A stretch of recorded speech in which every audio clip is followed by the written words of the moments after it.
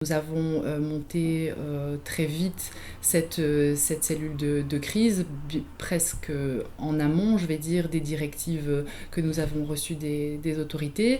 Et puis très vite, nous avons pris la décision de confiner d'une certaine façon les foyers pour protéger les résidents et les collaborateurs, donc en mettant en place tout un tas de mesures qui étaient sanitaires. Et puis, nous-mêmes avons été contraints de télétravailler. Et donc voilà, une nouvelle organisation, une nouvelle façon de travailler, mais avec des contacts très réguliers avec, donc tous les jours avec la cellule de crise et aussi avec les foyers qui ont été touchés très rapidement. Nous avons deux établissements qui ont en première vague donc été touchés par le Covid. Avec des résidents qui étaient malades, avec aussi des décès à déplorer. Progressivement, on avait régulièrement les équipes en ligne ou par visioconférence et voilà, on entendait finalement leurs craintes, leurs ressentis par rapport à ça. Et je veux dire, ça a été presque aussi important de prendre en considération l'aspect émotionnel et psychosocial de la chose, puisque en mars c'était quand même quelque chose de nouveau, d'inédit et qui amenait énormément de craintes au niveau des équipes et des résidents.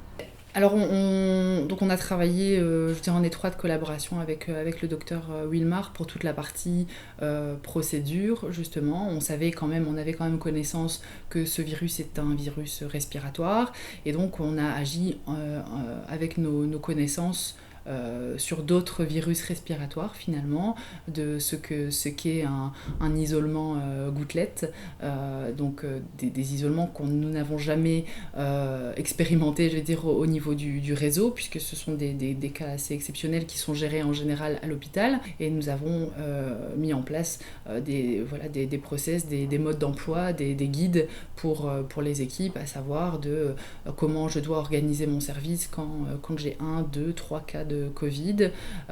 Donc au départ c'était plus compliqué qu'aujourd'hui parce que nous n'avions pas accès aux tests aussi facilement. Donc c'était surtout sur l'analyse clinique et les symptômes que finalement se tenait le diagnostic. Et puis progressivement nous avons eu accès aux tests, donc finalement ça s'est quelque part la prise en charge s'est améliorée, puisque ensuite nous avons eu des données plus objectives pour pouvoir mettre en place les différentes mesures. Mais nous avions déjà une petite réserve de matériel qui a servi. Alors on n'aurait jamais pensé qu'elle servirait un jour à ça, mais ça nous a permis de démarrer plus tranquillement. Et puis après on a cherché avec les fournisseurs. Ça a été vraiment un travail. On a trouvé d'autres fournisseurs qui sont devenus des partenaires aujourd'hui pour être sûr d'avoir tout le matériel disponible. Donc c'était centralisé à Mons pour plus de facilité et dispatché dans les foyers quand c'était nécessaire.